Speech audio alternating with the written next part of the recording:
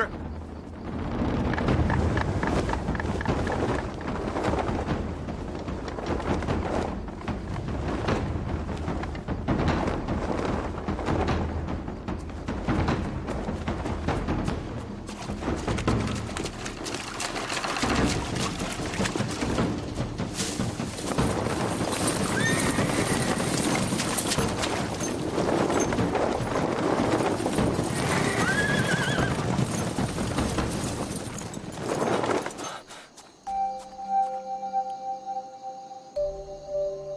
师，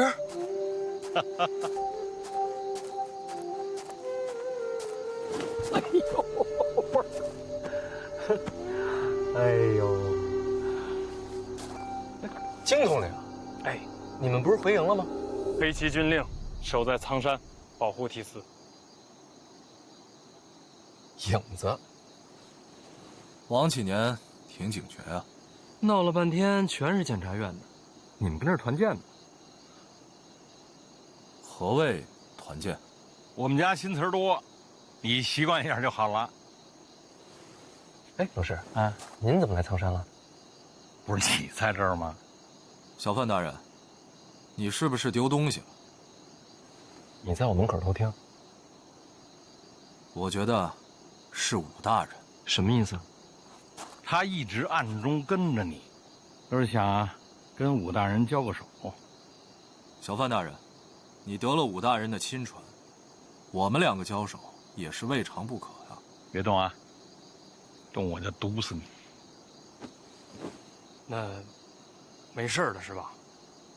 啊，应该是没事了。走，就当我们不存在。那，你也当我不存在。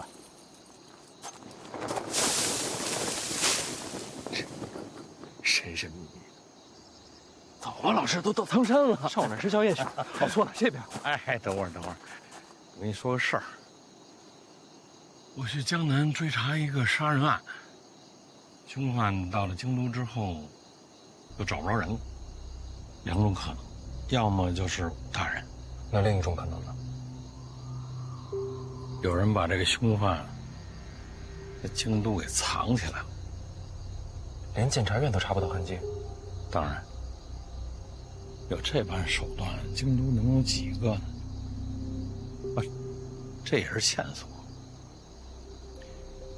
来苍山陪你待几天，这案子透着诡异，回京都就朝着这路子往下查。我本来想有了结果之后再见你，我在暗处。是，哎呀，你媳妇那肺痨啊，让你给调养的差不多了。回去之后呢，一天一粒，药吃完了，病根就除了。百年好合，陛下想看，我也想看。要不您告老吧，我养您。胡说八道！我认真的。行了，把宗师隐藏在京都，我要是不把他挖出来，我寝食难安。不是，哎呀，别唠唠叨叨吧，赶紧给我生个徒孙儿。长大了，我教他用毒。回去了。那您答应我，别玩命。放心，我比你怕死。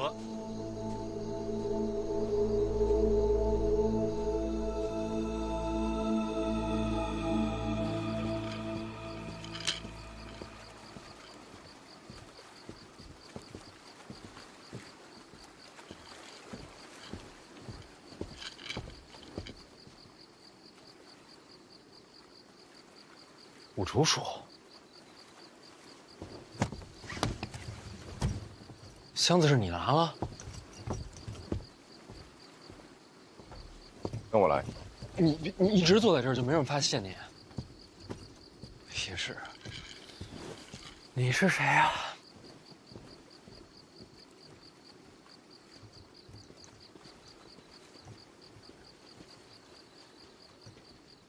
说，影子好像对你很感兴趣，一直想跟你交手。没兴趣。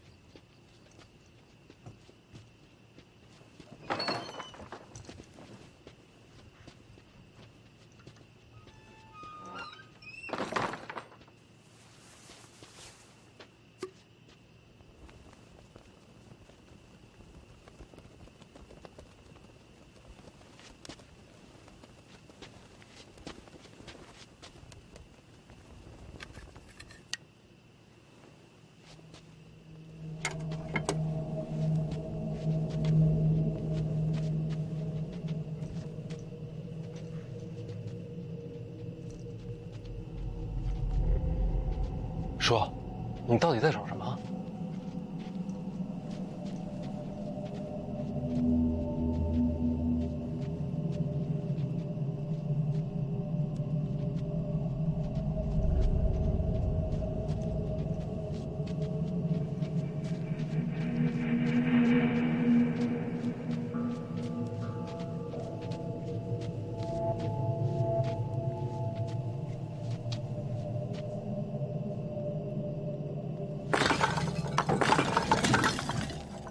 这里边有东西。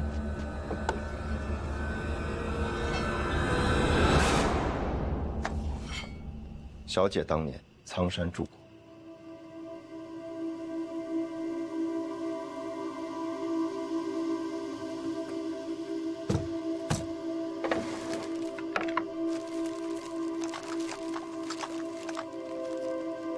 我娘藏的。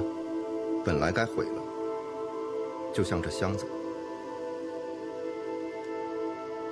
这是我娘亲自毁的，为什么？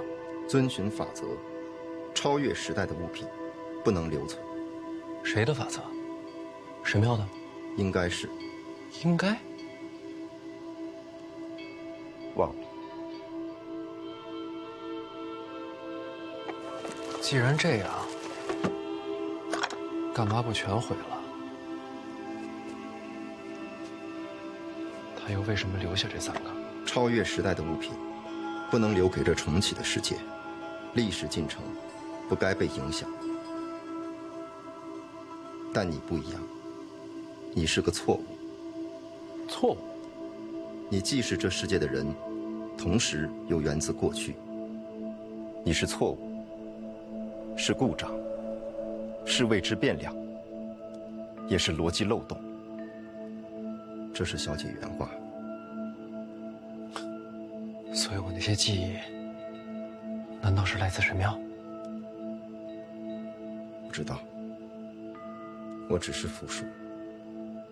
小姐留给你的是一线生机，修好它，你拥有扭转命运的3次机会。怎么修？去江南，去3大坊。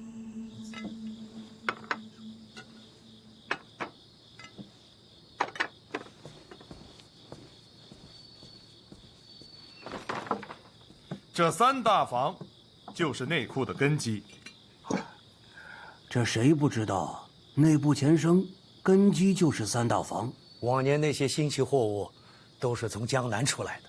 我问你们，3大房如今在谁手里啊？当然是江南的名家呀。名家向来以长公主马首是瞻。他们真能把3大房交出去？名家即便是富甲江南，也不能抗旨吧？抗旨是肯定不会。交什么？怎么交？这都是讲究。你我都是做买卖的，这还不明白吗？这么来说，范闲接管内库，前景不明啊。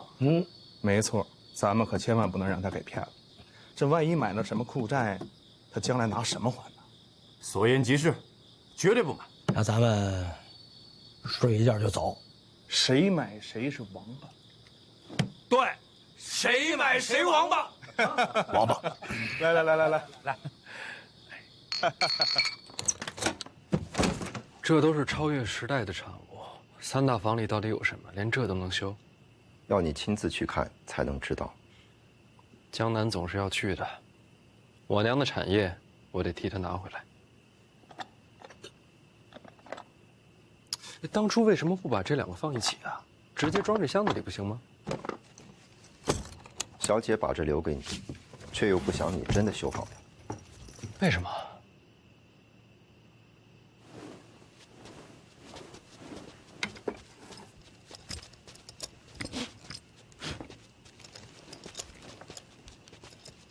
当神庙改变命运，未来亦将留下烙印。这句是真没听懂。当神庙之物使用太多，未来岁月，你终将去往神庙。这有点过于违心了。我等你到江南，到那时，你才有面对大宗师的底气。用这个对付大宗师，太欺负人了吧？未必。什么意思？有这个也未必斗得过大宗师？没错。大宗师也是人，这超越时代的武器怎么躲？我像正常人吗？成大宗师者，已不被人间常理束缚。那不成了妖怪？差不多。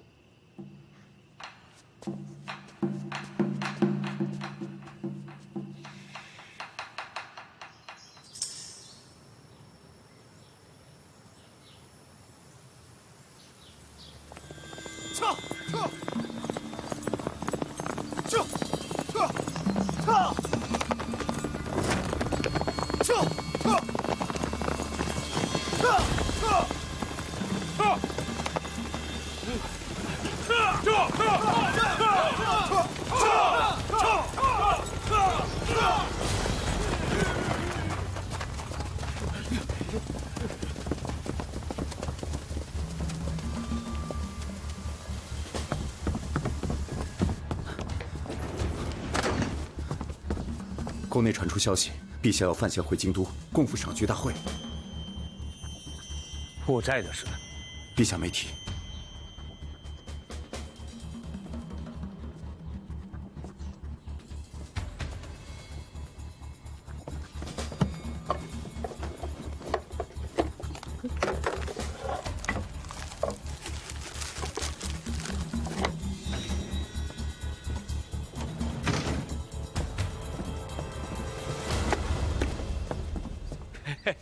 哎呦，你听说了吗？赏菊大会的事。赏菊大会无关政事，邓范闲应该也是看中他的文采。对，没错。诗词歌赋、雕虫小技而已嘛，他终归担不起内库的大任呐。对。您这是？我得去个茅房。我呀，早上起来得遛个弯儿。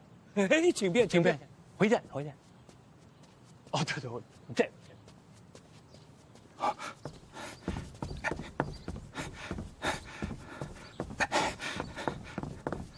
哎，你不是去散步了吗？这是你们家茅房啊？嘿，我也佩服你，散步怎么散到这儿来了？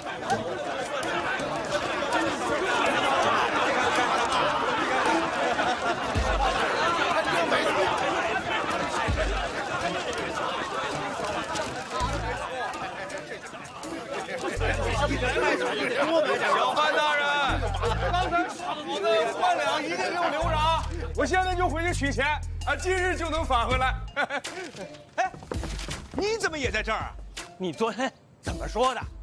这王八这个？哎，这王八也算是一种投资嘛。只是，他们没有人能真正明白，顾寨究竟意味着什么。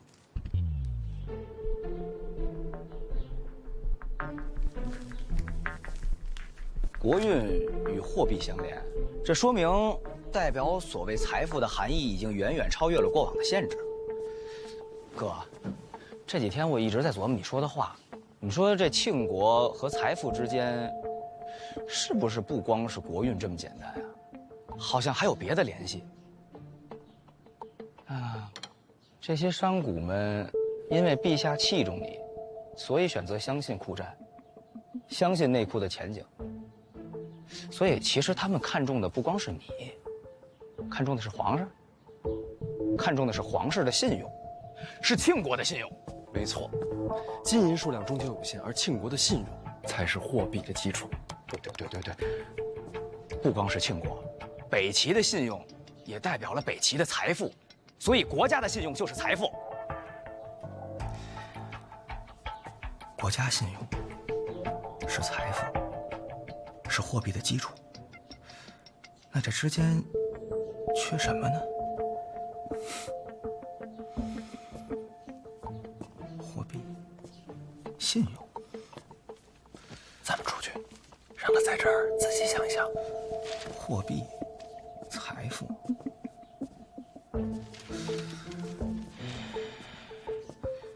信用、财富，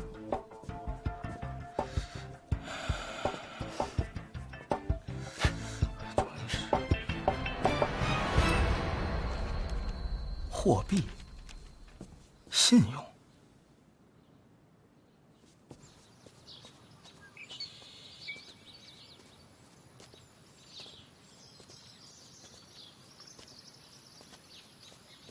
思哲，这是怎么了？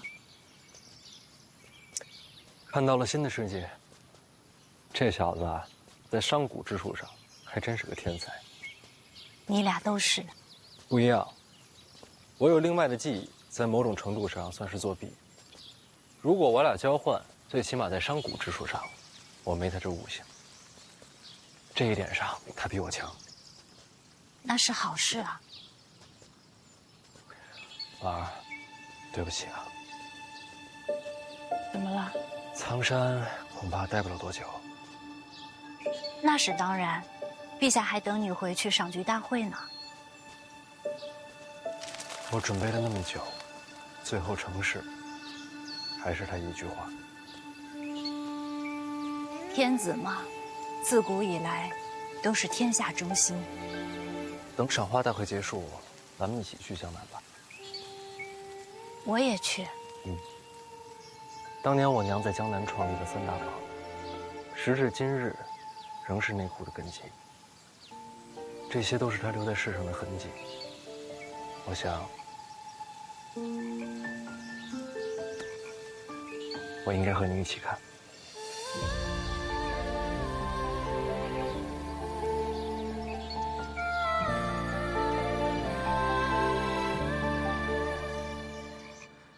那国家信用连结着货币，那平衡这两者，得需要一个铺子呀。但我从来没见过这种铺子。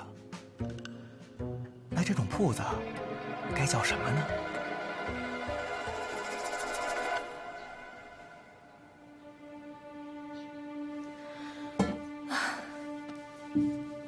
你找把火铳，练练瞄准，你手稳，是好苗子。保护范闲是个秘密。你要我保护我哥，去抵挡一个大宗师？不是抵挡，是杀了他。杀一个大宗师，也或许是杀我。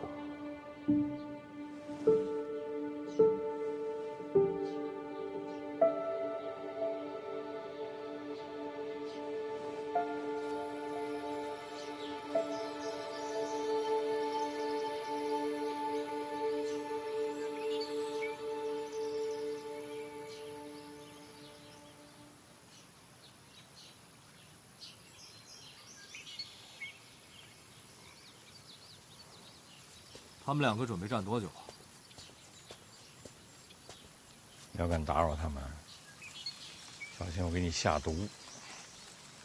哎，你说，武大人今日会出现吗？哎呀，他出现不出现，切什么磋呀？你不是他对手。胜负不重要，你也是练武之人，怎会不懂？我不是练武之人。那你是什么？我是他的老师。那你把他当徒弟，还是当儿子？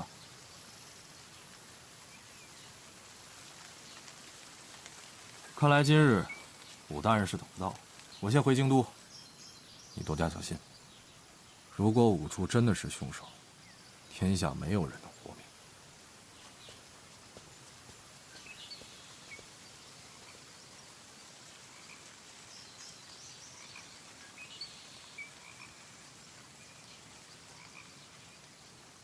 徒弟还是儿子，不都一样吗？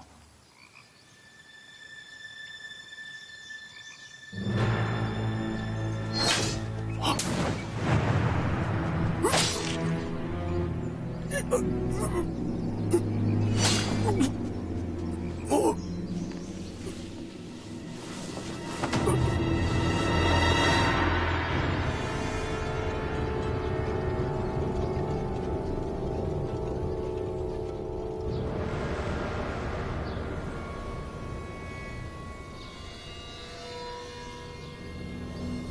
么了？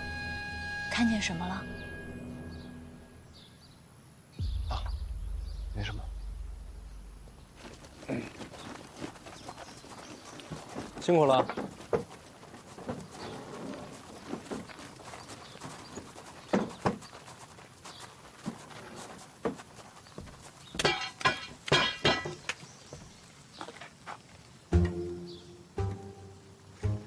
这是什么呀？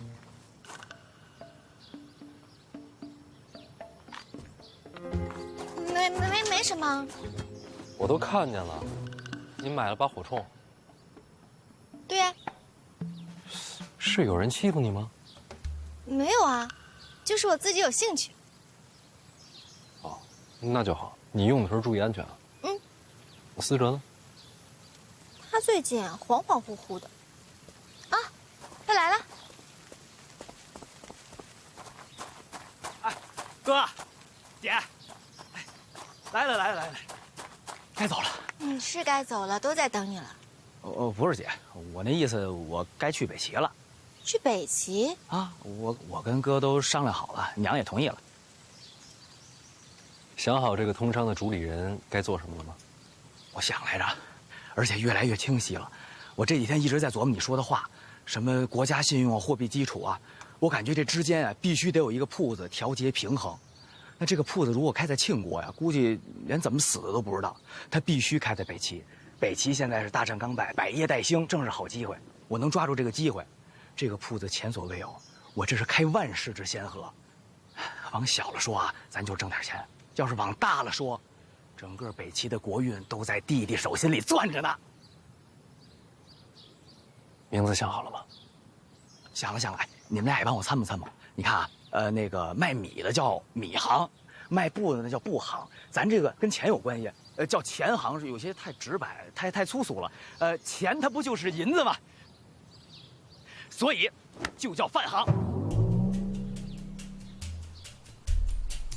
那你提银子干什么？我是这么想的，咱都开万世之先河了，咱老范家咱得名垂青史，是青史留名。名字可以再斟酌。那饭行不好，那要不叫闲行、弱行、折行？哎呀，算了，哎，回头我路上慢慢想吧。哎呦，哥，你知道，我现在特别激动，我好像就这辈子终于知道为什么而活了。这就叫做人生目标。对，我找着人生的目标了。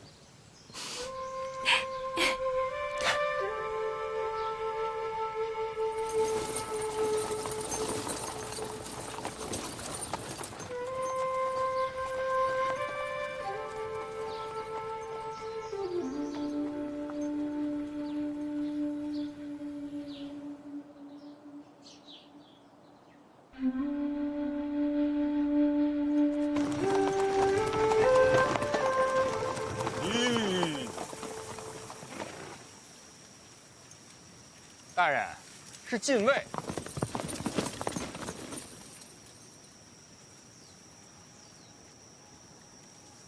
这就是赌我来的。黑旗候命，随时可以冲阵。哎，别，这可是禁卫，天子之师。不用担心，黑旗才是天下第一强军，绝不会输。我担心的是这个嘛。老王的意思啊，冲禁卫可是重罪。院长交代，苍山一行受提司调遣，黑旗只遵军令。哎，来人了啊！这位不也是熟人吗？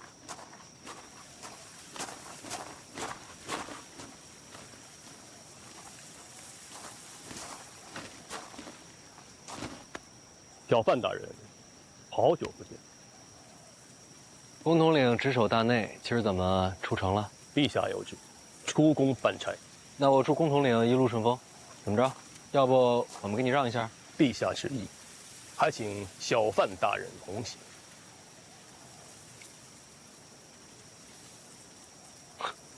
我才刚下苍山就找回来了，消息这么灵通。在下只懂听旨，其他的真不明白。那怎么说？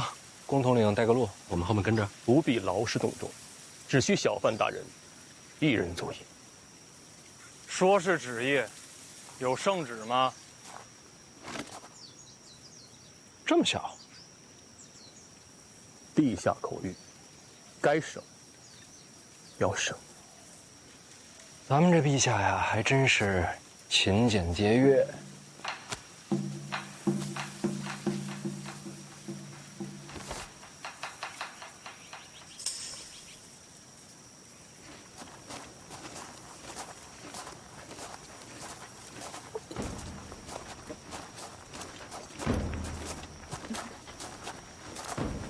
小范大人，请。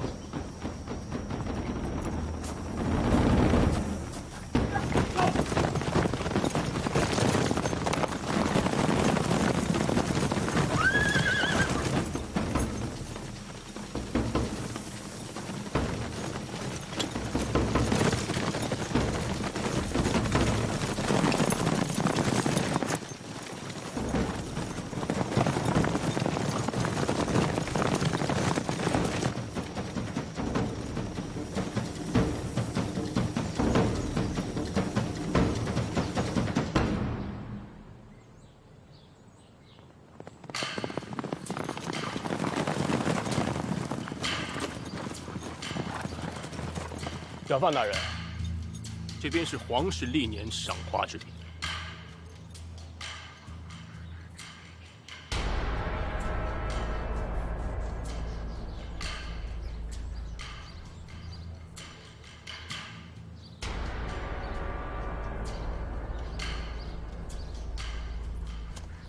建于山崖，悬空而立，这便是传说中的悬空庙。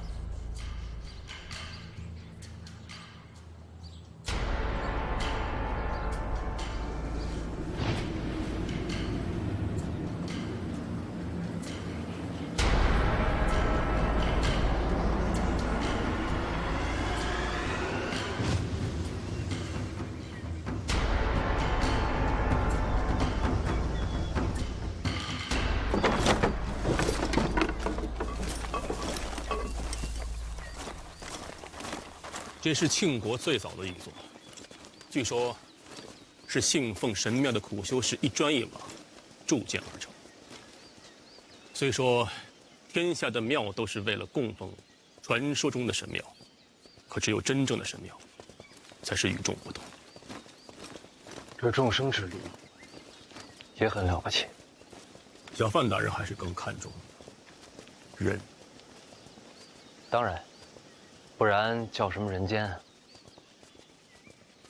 过几日便是赏菊大会，咱们的差事就是把这些运到上面去。那我在这儿有什么用啊？陛下说了，这几盆你要亲自搬上去。这几盆有什么特别吗？在下不知。苍山多久？还没想好，越久越好。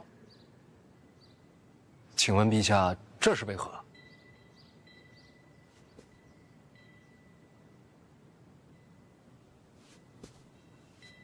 有件事儿，这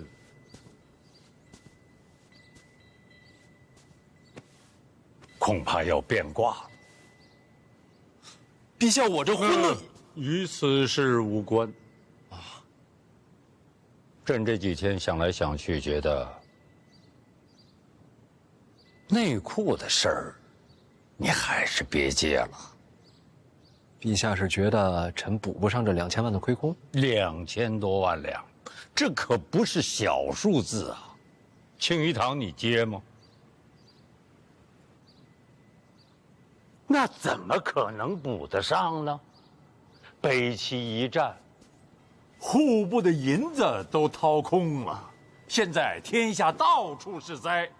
内库的银子可不是为了补户部的亏空，它还有赈灾安民的作用，所以朕还是觉得这个坑别跳了。范闲呀，放手吧，这不是儿戏，这牵扯到方方面面的国事，而且也是陛下的旨意。对，是朕的旨意。那就更不能放了。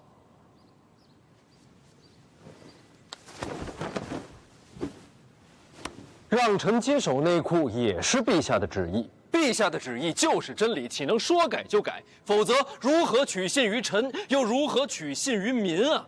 所以，内库的亏空我来补，天下的灾情我来赈，陛下的旨意一个字也不能改。你敢抗旨？臣已接过旨。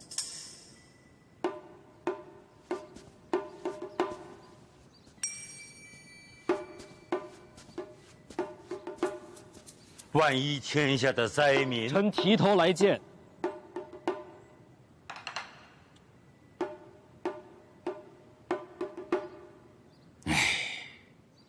这倒严重了，但是你会降为一介布衣。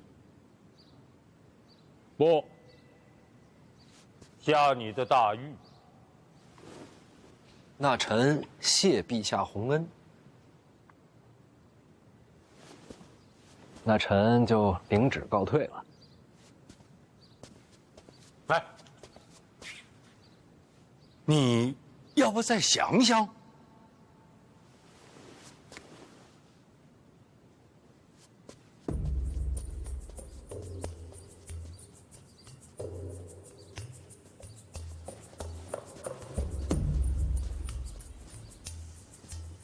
他哪儿来的底气呀？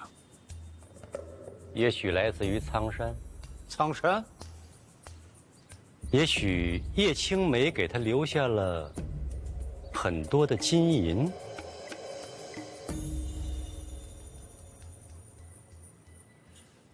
这娘俩倒是有点邪的，随他去吧。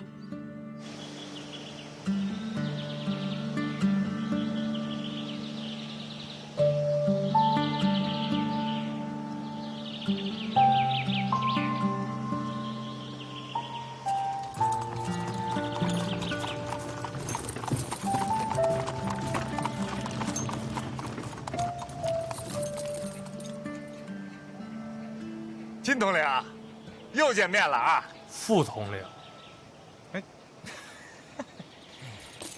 大人，是熟人啊！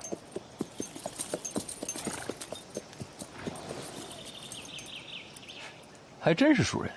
院长军令，黑旗护送提司前往苍山。金统领，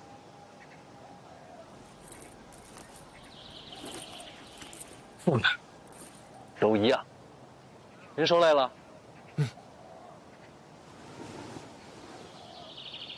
出发！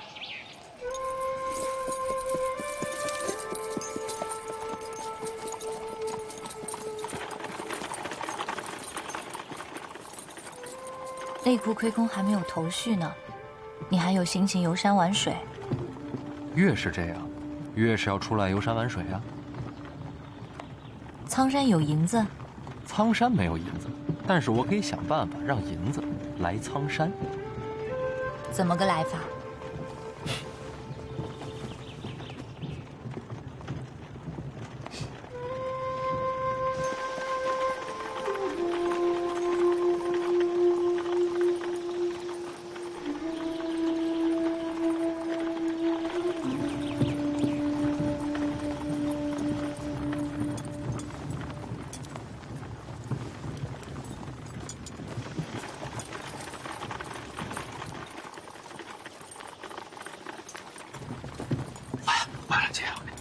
怎么让黑旗给破坏了？哥是监察院提司，应该的。是保护伞的是吧？哎呦，姐，这自打范闲一出现，你看你现在你怎么变得这么奇怪呀？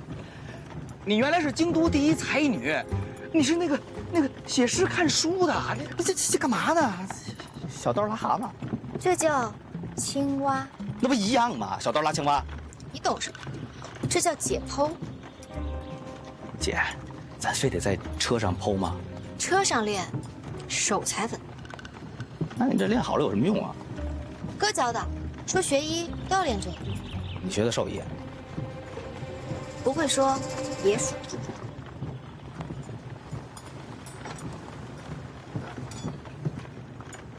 哇，姐，你说这哥也真是的，他跟嫂子出来，这叫什么度蜜月呀？那带咱俩干啥呀？想知道啊？想知道，自己去问呀。你不会说也别说。经统领，停一下。换死者，换死者，过来一趟。你说，哎。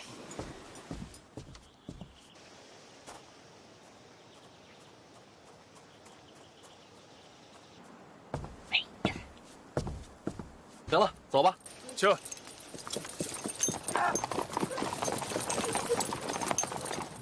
嫂子，怎么愁眉苦脸的？我这次从北齐回来，那是悄悄回来的。他这么一嚷嚷，这不全天下都知道了，我都暴露了。你从北齐回来瞒谁能瞒得过监察院？这都自己人，别瞎操心了。他现在都一手遮天了。别闹，跟你聊正事呢。您说吧。知道这会儿为什么让你上车来吗？不知道。因为你嫂子担心我呀。我先下去啊。哎，你嫂子老在那儿操心内裤亏空的事儿，我得让她安心吧？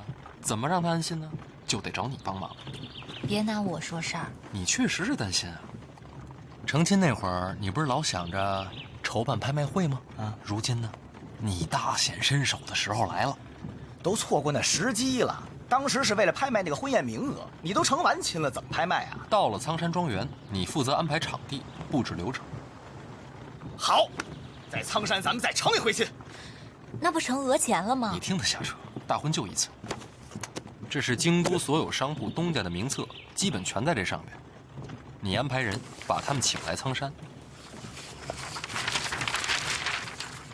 人家凭啥呀？对呀，凭什么呀？我也没弄明白，我们凭什么去啊？苍山一聚，共赏山景。说的好听，其实什么意思啊？大家心里都清楚吧？哼，内裤亏空，京都谁不知道啊？新官上任3把火，这火可烧到咱们头上了。我还是那句话，咱们凭什么去苍山？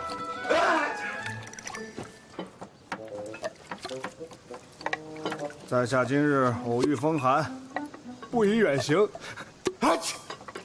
人家是诗仙，是重臣，这身份下请柬，谁敢不去啊？啊！说句实在话，在座的加起来，能凑出这2000多万两银子吗？我可没有钱啊，我也不行。穷归穷啊，这小范大人刚大婚，这份贺礼总是要补上的吧？哎，对，人可以去，礼金也可以准备，但准备多少就看命了。没错，只带礼金，其他没有。诸位，我已经找过督察院了。督察院那些青天啊，听闻此事那是愤怒不已啊！青天们说了，若小范大人敢恃强凌弱，他们一定血溅圣上，必除国贼。大家心里都有个底啊，安心去苍山。兄台啊，还是你想的周到啊！督察院的那些青天，真的愤怒了？怒不可遏，血贯瞳人呐！这叫什么？各位，这叫喜从天降。是啊，范闲他真是昏了头了。他如今召集京都商贾，就是为了逼他们散尽家财，然后替自己补内裤的窟窿。啊，这范闲竟然如此狠毒！对，这也并不是什么坏事。这范闲口口声声说查贪官，结果呢，他自己贪赃枉法。没错，拿金钱拿。各位，等苍山有了消息，咱们就一起参他。对，参他，一定要参他。咱们必须要齐心协力，替大庆除了这个奸臣。对，除了这个出奸臣，出奸臣，参他。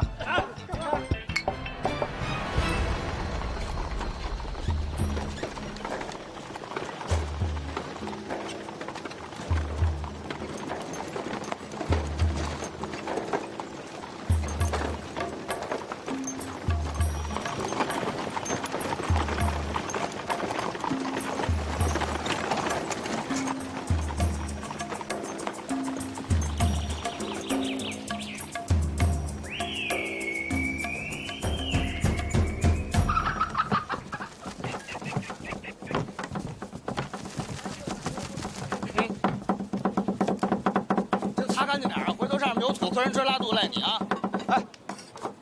把这都给切了啊！切细点啊！哟，忙着呢。哎呦妈耶，哥哥，你可来了！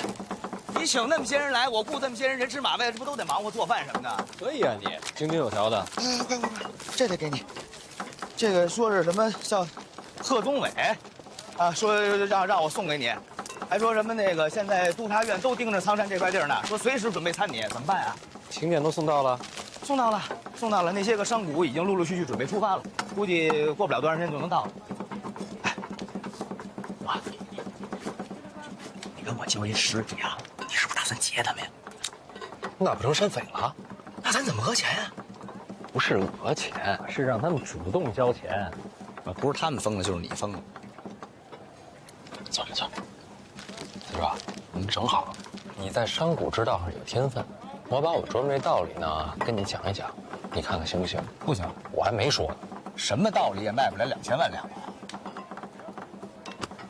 你有没有认真思考过，什么是财富？肯定是你疯了。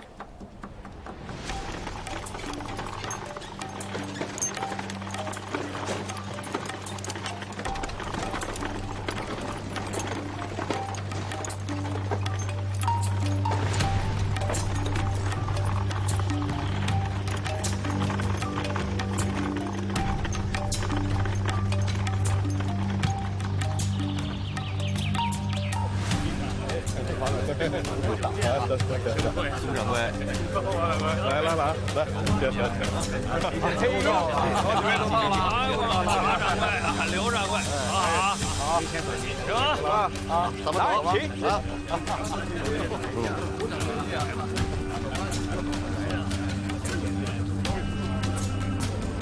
我差不多也说完了，啊，时候不早了，准备出去接人。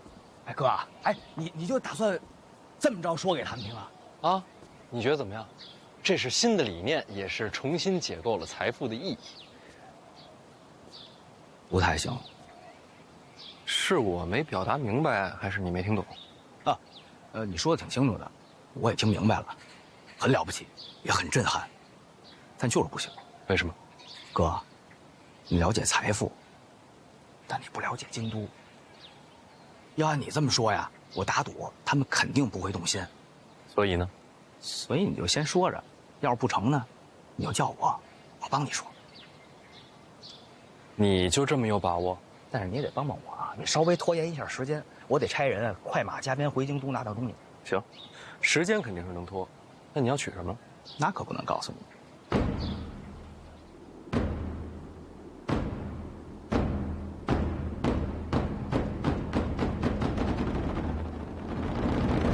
谁也不能出钱。哎，诸位，各位，我们一定按之前说好的，谁也别拿钱，千万不出钱啊！拜托各位啊！记住，按之前咱们说好，拜托各位了啊！诸位，各位，我们一定按之前说好的，别动手，我们一定按之前说的，不能出钱，记住了，已经可以。诸位，哎，刚才那边嘀咕什么呢？哎呀，你告诉他们监禁立场啊！若小贩大人敢揭露新婚市民敛财，交点礼金就罢了，得要钱，我可没有啊，我可没有，我们都没有，对吧？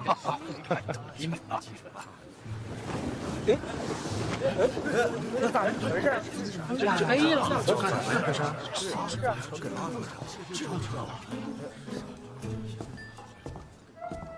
哎，来。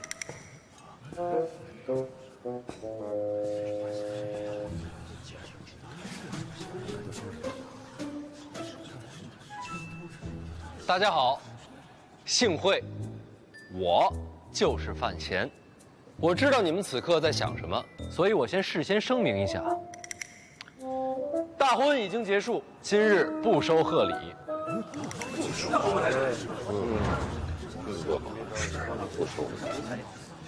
当然了，各位最关心的还是内库的亏空。这我话也说在前面，内库欠债，无论是于法还是于理，都应该我来还。若是如此，这还叫我们不是白担心了？你仔细想一想，若真是这样，他把我们弄这儿来干什么？就是啊。才听，各位就又要疑惑了。既然这样的话，又何必把大家从京都请到这儿来呢？这红尘之中啊，每过一段时间，都会诞生一个超越时代的奇迹。这奇迹有时是人，有时是事，甚至有时可以仅仅是一个观念。观念是什么？观念大概就是个念头。念头。人生在世，若是能亲眼见证奇迹的诞生，又何尝不是一件幸运的事？所以我请各位来，就是想把这份幸运，亲手的传递给各位，让各位都能亲眼见证到奇迹的诞生。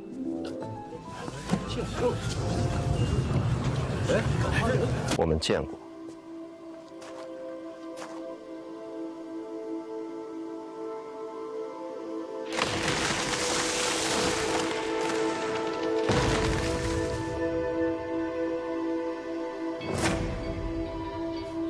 五竹叔，你找我哥？我找你。找我？对。现在所有人都在那个大房间里听范闲讲话，时机正好。各位，那么这库债又是何物呢？咱们顾名思义，库是内库的库，债是欠债的债。这所谓库债，便是内库欠债。怎么样？说了半天又绕回来了。回来。各位都知道，我名下办了个淡泊书局，这几日费了些力，把第一批库债给印出来了。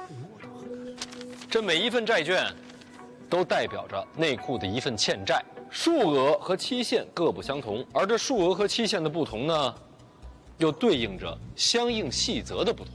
当然了，这些个细则我就不在台上赘述了，等下会书写成文分发各位。咱们就挑最重点说，拥有了它，就相当于你拥有了一份内库的欠债。什么是拥有欠债？就拿这张来说吧，这张是5000两，相当于你花了5000两，买得了内库的债主之位。表面上你是替内库还了5000两的亏空，实际上将来内库盈利之时会连本带利全部还给你。不仅如此，这债券可以交易，可以流通，甚至必要之时可以根据规则提前兑换。这谁不明白？这还是逼我们拿钱补亏空吗？没错，2000万两的欠债都在这儿，竞价出售，价高者得。怎么个竞价呀？意思就是你出了5000两，人家出6000两，这债权就归了人家。够狠的，不止2000万。那每个人最少买多少？自愿购买，先到先得，售完为止。还自愿，傻子才买。就是。各位可能还要问了，那我花钱买了债券，补上了内库的债务，那我能得到什么呢？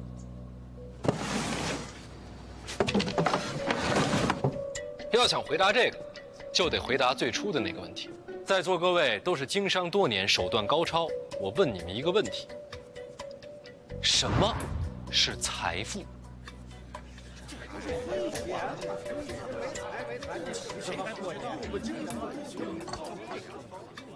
这个就是财富。哦，财富就是银子？自然金银都算。不对，金银只是衡量财富的手段，而非财富自身。什么意思啊？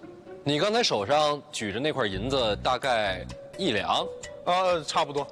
能换多少米啊？2担左右吧。上下多少有一些浮动，每天米价还得去米行看呐。也就是说，今日在我庆国，1两银子大约能换2担精米，这便是衡量的标准。小范大人，这说的不都是废话吗？我前些日子去了趟北齐，大家应该都听说过。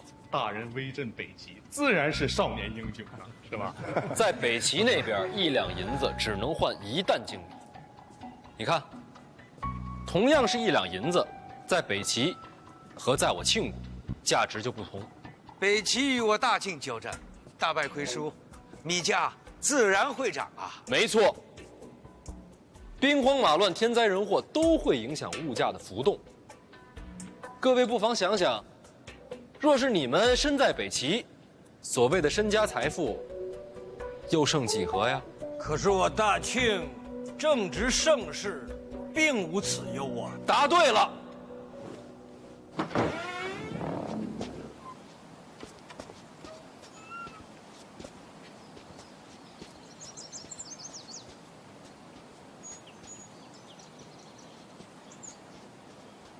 要不是你带我来这儿，我还不知道别院有这么个地方。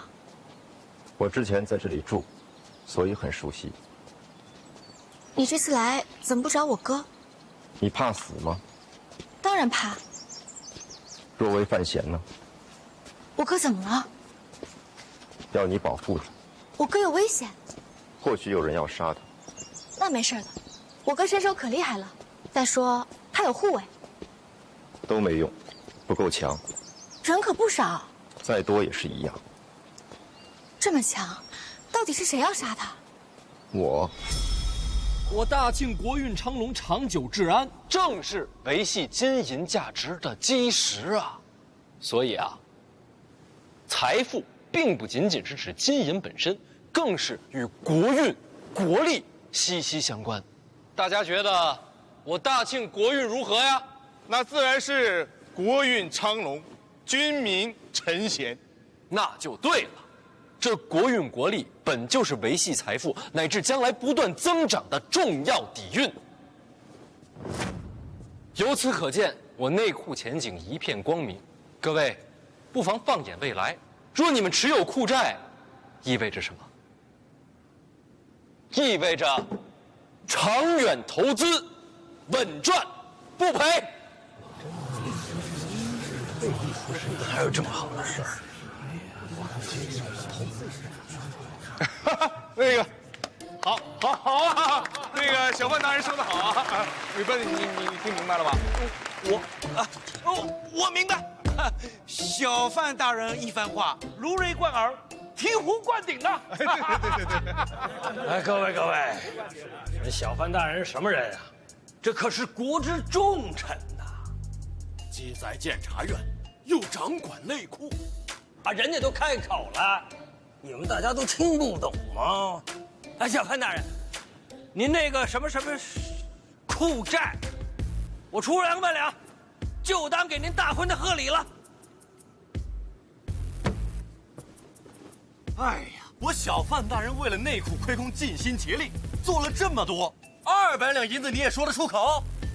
大人，我买500两，现在就买。那我们大家都买，那我就300两。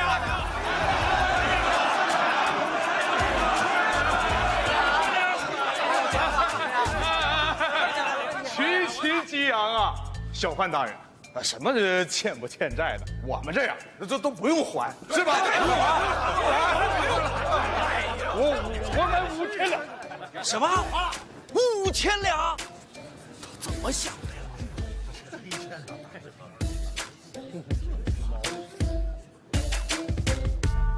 你们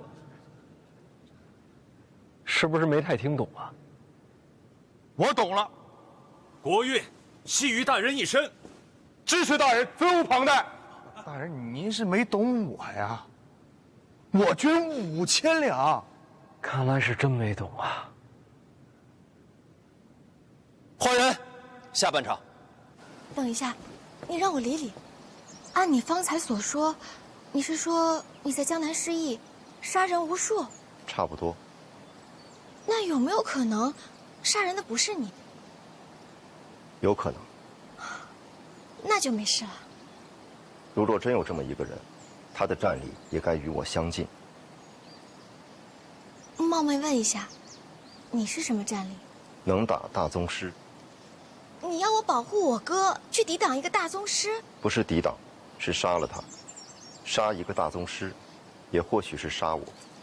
兀竹叔，我没练过武。我知道。一个普通人怎么可能抵挡大宗师？人改变世界，靠什么？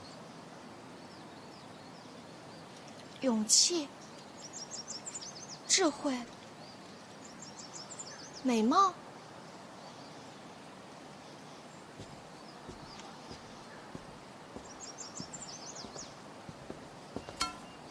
还有工具。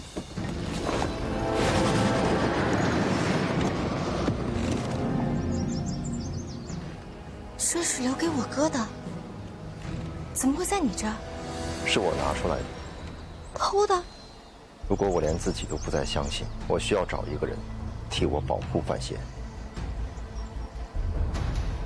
这里面的东西能伤害大宗师？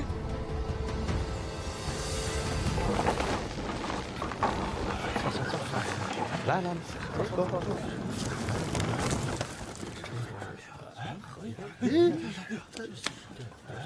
换他了，这时候来。诸位，饭菜都还可口啊？有什么不爱吃的，您跟我说，我让他们稍微给各位编排一样。这谁呀？好像是犯死者。他不是犯错了，不在京都吗？找死吧你！在这儿呢。哦，不认识。行，放这儿就行，下去吧。首先做一个自我介绍。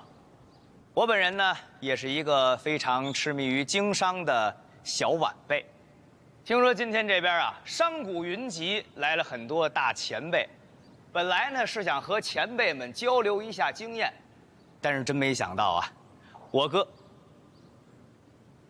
我国著名的小范大人，刚刚这一席话呀，真是醍醐灌顶，可谓是一语惊醒梦中人，说的实在太好了。也不知道小范大人这个脑袋，他这是怎么长的，里头装的是什么，怎么能想出这么多的点子？他这么一番话呀，他讲财富啊，可能不仅仅是金钱这么简单，而是国力，是国运，乃至于延展到很远很远的地方。这句话讲得太好了，真是让人受益匪浅。我觉得呀，大家还是应该多多的思考思考，研究研究，没准儿就能发现一片崭新的天地。我等已然是振聋发聩，已经非常感动了啊！还可以再震一点，再感动一点。刚才小范大人向大家提了一个问题，那我一个晚辈也斗胆向各位问一个问题。你请说。那我就问了，这内库到底是何人的产业呀？自然是皇家的产业。皇家的产业，那内库的钱是谁的钱？那便是皇家的钱。那内库的债务，那自然也是皇家的债务。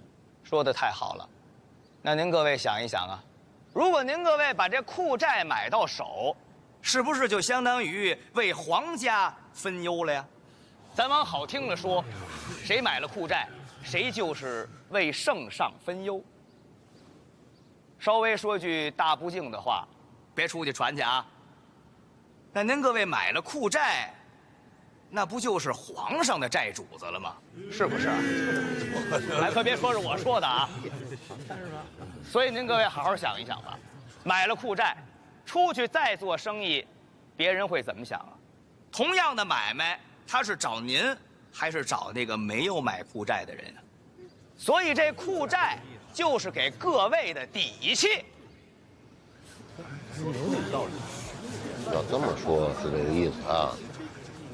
阁下所言极是，库寨一事是小范大人奇思妙想，所谓人存证据，小范大人这般风采，谁不敬仰啊？啊？您说，人存证据？人存证据，人亡政息。各位是怕，如果我倒了，我说过的话就不算数了。还请小范大人解惑。别问我，问他。后半场，全看他的。好，这个问题问得好，小范大人回答的也好。人存证据啊，人亡政息，什么意思呀？人要是没了，那你说这债找谁去呀？说句不好听的话，小范大人万一哪天要是倒了台，那各位扔进去的钱，那自当也是打了水漂了。这句说的对。各位不要着急，你们请看。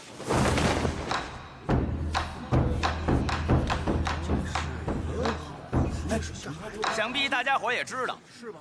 前段时间小范大人大婚，当今圣上御笔手书了4个大字送到了府上。我就问一句：京都这么多家名门，哪一位在成亲的时候，皇上亲自手书送了1块匾？有吗？没有。小范大人独一份儿。我再问问，这4个大字怎么念呀？百年好合。什么叫百年呀？100年，少1年99年都不能算是100年。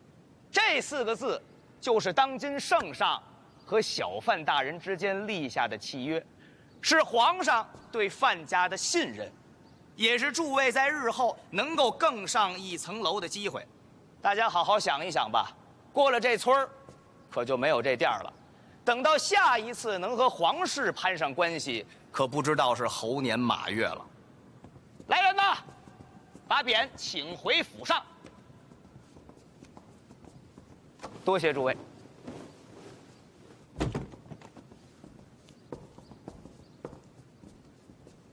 诸位，该说的、想说的，我们俩都说完了。天儿也不早了，想赶回京都，怕是有些晚。各位要是不嫌弃，就在苍山暂住一晚，明天再回城。关于库寨的事儿，我说话算话，售完为止，全凭自愿。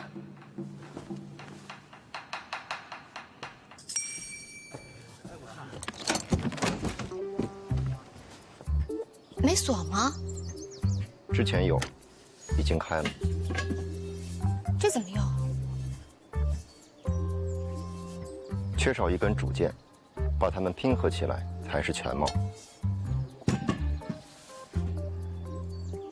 主件拼合起来，怎么感觉像是火铳？武周叔，火铳不行的，既费事又瞄不准，比不上弓箭，伤不了大宗师。可以。世上还有这种火铳？不一样，小姐带出来的。哪儿带出来的？神庙。